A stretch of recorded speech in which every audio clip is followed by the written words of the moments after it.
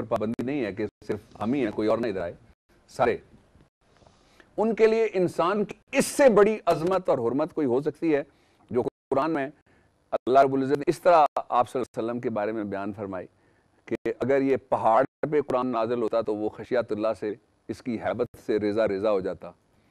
ایسے دل جس جسد کے اندر رکھ کے اللہ تعالیٰ نے دنیا میں بھیجے، اس کی حرمت تو ایشدہ ہے نا. میں یہ سمجھتا ہوں ضرورت اس بات کی ہے کہ ہم ایک دوسرے کو جینے کا حق دیں اور ایک دوسرے کو اس کی مرضی کے مطابق معاملات کو سمجھنے کی اور ان کا حل پیش کرنے کی اجازت دیں، اور اپنی جو مرضی ہے، میری جو خواہشیں ہیں، ان کو میں تھوڑا سا محدود کروں، ان کی قربانی دوں. یہ حرمت کا بنیادی کانسیپٹ ہے. یہاں جب آپ پہنچیں گے، ہر آدمی محترم، ہر خیال محترم، ہر شخص محترم، ہر جان محترم ہو جائے گی. دوسرے سوال کی جانب بڑھتے ہیں. جی سر، میرا سوال یہ ہے کہ اسلام میں غرباء اور مساکین کو کھانے پلانے کی اہمیت اس کا قدر کیوں ہے؟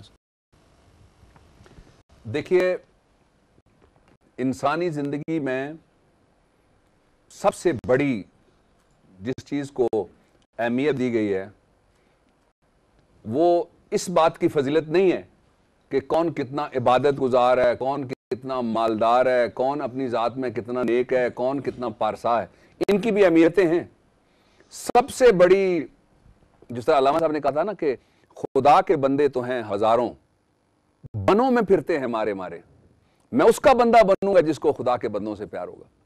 غلطی سے بھی اگر آپ صلی اللہ علیہ وسلم پر میری ہزار جانیں قربان، آپ نے کسی سے بندے نے کہا جی آپ تشریف رکھیں میں ابھی آتا ہوں، تو پھر دنوں تک آپ پھر وہاں کھڑے رہے نا.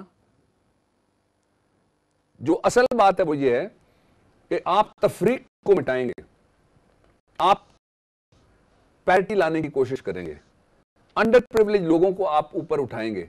کیسے؟ سب سے امپورٹنٹ بات یہ ہے، آپ دیکھتے ہیں بے شمار لوگ ہیں وہ آپ کے ساتھ ہنس سکتے ہیں، شاید رو نہیں سکتے.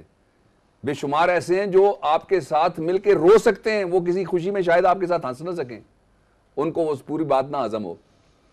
جو کھانے پہ اور لوگوں کو، غریبوں کو ان کی ضرورتیں پوری کرنے پہ جو زیادہ زور دیا گیا، اس کا بنیادی فلسفہ جو میری سمجھ میں آتا ہے وہ یہ ہے کہ یہ جو اونچ نیچ کی تقسیم ہے، تقسیم دولت پہ یہاں میں پہلے گزارشات کر چکا ہوں ایک لیکچر میں، اس کو ختم کیے بغیر آپ ہم آہنگی معاشرے میں پیدا نہیں کر سکتے. کوئی ایسا نہیں اللہ رب العزت نے بھیجا اس دنیا میں غریبی جس کا مقدر بنا دیا گیا ہو.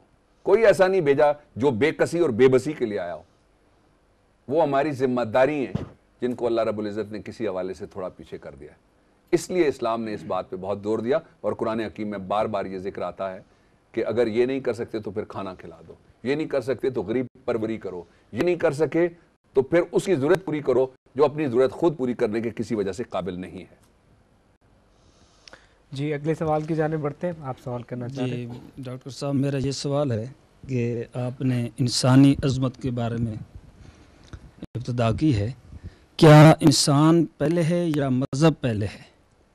اس بارے میں ذرا آپ تفصیل سے بتائیں. مولانا، بہت سادہ بات یہ ہے کہ اللہ رب العزت نے فرشتے جمع کیے، یا اب قرآن کی زبانی میں بول رہا ہوں، اپنی طرف سے میں کچھ ایڈ نہیں کر سکتا، اور ان سب کو جمع کر کے کہا کہ میں یہ میری تخلیق ہے. انہوں نے اعتراضات کیے. اعتراض جواب میں اللہ رب العزت نے فرمایا کہ اس کو وہ میں نے علم سکھا دیے، یہ وہ بولے گا جو تم نہیں جانتے، نہ تم بول سکتے. تو پھر اس کو ایک ڈسپلن رکھنے کے، جو پہلے دو بھائی آئے وہ دونوں لڑ پڑے، دونوں نبی ثابت تھے. ہم کسی کے بارے میں کوئی تبصرہ نہیں کر سکتے، یہ تاریخ ہے. اس ڈسپلن کو، انسانوں کے درمیان توازن کو اور انسانوں کی اپنی زندگیوں میں اعتدال کو کم رکھنے کے لیے اللہ رب العزت نے بھیجی، اس کا نام ہے مذہب، اس کا نام ہے دین. اور اس کی جو آخری بہترین شکل ہے، اور پہلے بھی یہ رہی، وہ آپ صلی اللہ علیہ وسلم کا لایا ہوا نظام ہے جس کو ہم اسلام کہتے ہیں. اگلے سوال کی جانب بڑھتے ہیں. جی ڈاکٹر صاحب، آپ کے لیکچر میں یہ بات رہی تو میں عرض کرنا چاہوں گا کہ یہ جو نماز، حج، عمرہ، یا کوئی بھی عبادت ہے کہ یہ امن کے ماحول میں کی جائے، انہیں یہ موقع دیا جائے کہ وہ امن سے اپنی سکون سے اپنا عبادت کریں، تو امن اور سکون اور عبادت کا آپس میں کیا تعلق ہے سر؟ بہت بنیادی تعلق ہے. دیکھیے عبادت ہے کیا؟ بیسیکلی عبادت یہ ہے کہ یہ تصور کہ میں اپنے مالک کے سامنے جواب دے ہوں. یہ تصور کہ مالک میری حاضری لگاتا ہے، 5 وقت میری حاضری لگاتا ہے. یہ تصور کہ مالک ہر جگہ موجود ہے. وہ خود کہتا ہے کہ میں شارگ سے بھی زیادہ وَنَحْنُ أَقْرَبُ إِلَيْهِ مِنْ حَبْلِ الْوَرِيدِ، میں ادھر بیٹھا ہوا ہوں. یہ تصور کہ میری جواب دہی اور میری حاضری وہ اس کے سامنے ہو رہی ہے، یہ تبھی ہو سکتی ہے جب آدمی اگر اکیلا اپنے گھر کے اندر ہے جہاں پورا سکون ہے تو باقی خیالات کو ذہن سے نکال دے، جس کو ہم خشوع و خضوع کہتے ہیں. اس کو میں سادہ زبان میں رجوع کہتا ہوں کہ ادھر دیکھو. پھر آپ کو کعبہ شریف کی عکس نظر آنا چاہیے، پھر آپ کو اللہ کا نور نظر آنا چاہیے، پھر آپ کو اس کی رحمت نظر آنی چاہیے، پھر آپ کو یہ احساس نظر آنا چاہیے کہ میں کھڑا کس جگہ ہوں. چھوٹی سی بات ہے، ٹیلی فون کی گفتگو ہو رہی ہے، کوئی آدمی انٹرپٹ کرے تو آپ کو اچھا لگتا ہے؟